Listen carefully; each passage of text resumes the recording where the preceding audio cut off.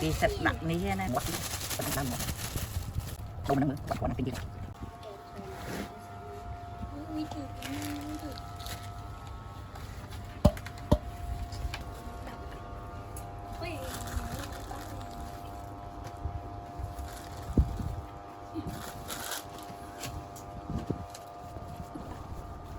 Chúng nó sẽ bị tao rồi, một phần hai cái giảm lỗ là chưa tinh, sẽ xuống tay đi xuống đây, còn chiến.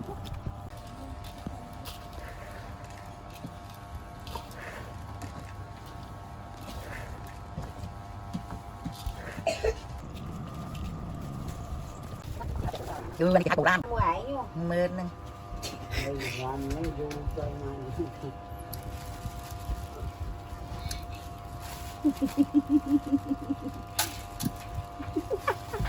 Snow pan nàn đấy vậy, ngồi ngay nhá.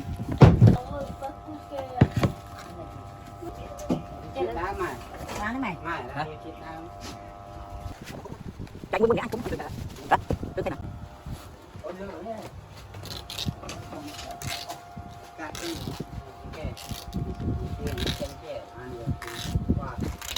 Không bị của cái này. Đó. Tao tao chặt cái bắt đầu cái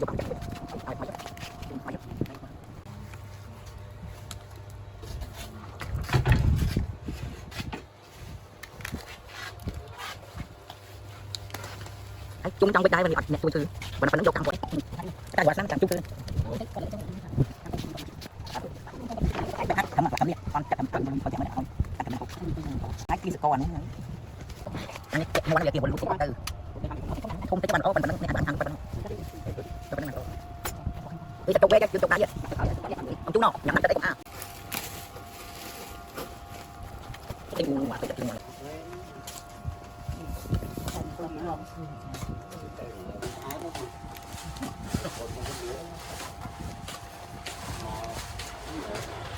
cốt mấy mà hả ui tôi chặt hao nha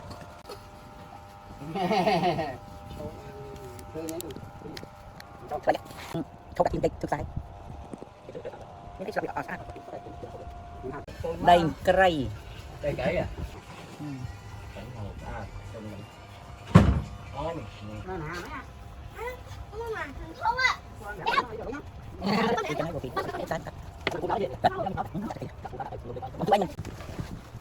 tay những con tao phải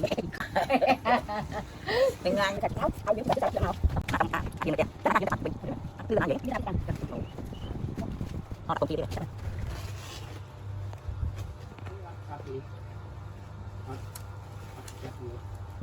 muốn tập đi bây giờ mình bỏ anh làm một chương trình đó nào lại đây rồi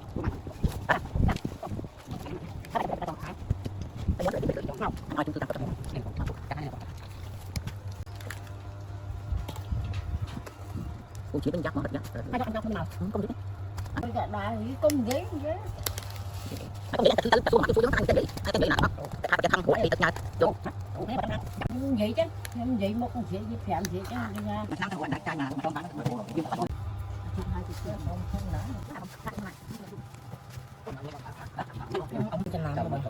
đừng ấy nó đừng ná con tia mấy ta gắn tăng mẹ mau chung chung thôi anh không xong cái thằng nó đúng cái mình mới đi đây xong cái ngăn cái tình à cho mắt đi mắt chặt đầu ra kia ô xin cái nè cái kia nè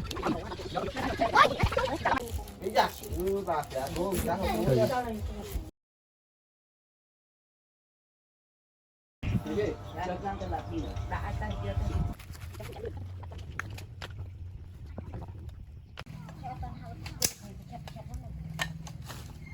rồi bảo bây giờ nó đi. Đi tới.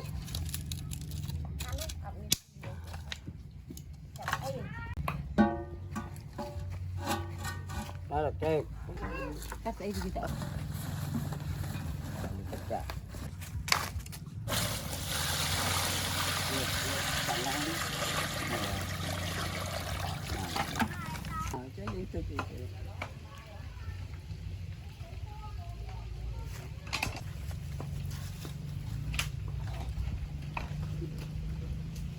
xương thẻ thẻ đây mình ngồi hôm móng à được chơi tới cậu bái tới trời mười phút phần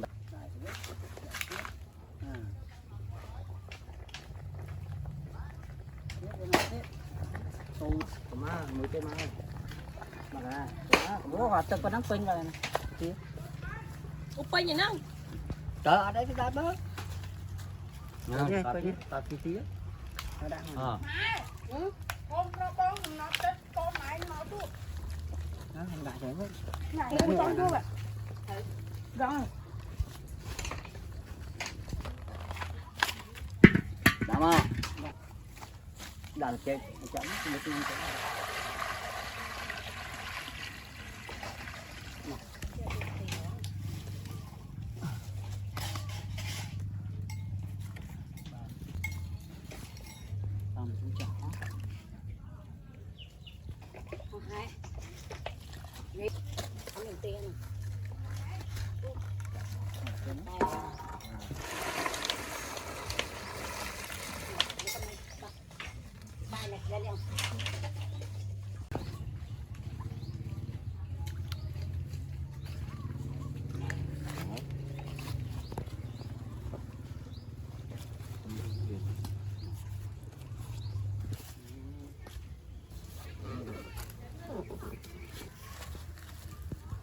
trong cái đó cho một hoa mưa thôi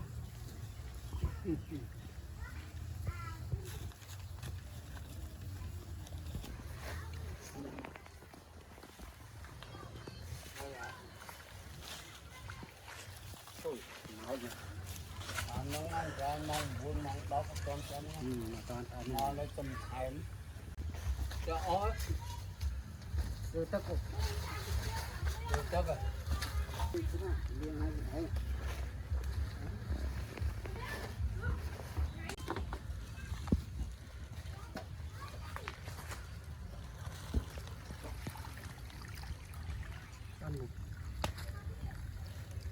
cái những thùng nào đấy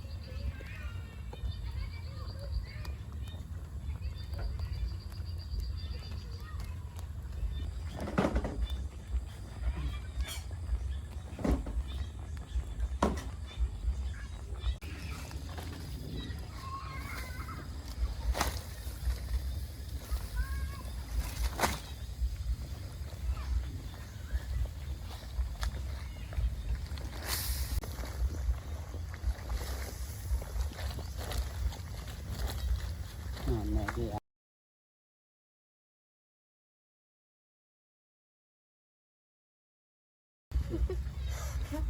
Nhỏ này nó còn nhẹ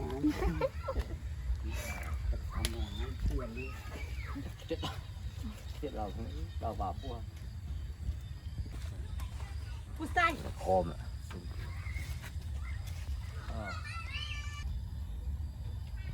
ở đây mà thì mình son chắc bay bao nhiêu mình đang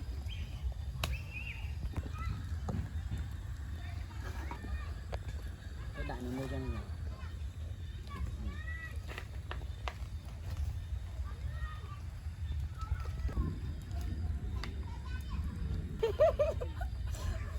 Ô anh ông xong chạy qua kia đấy.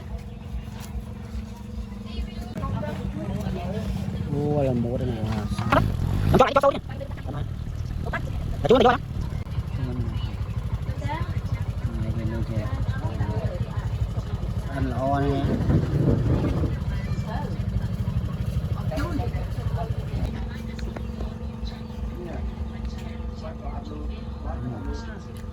ăn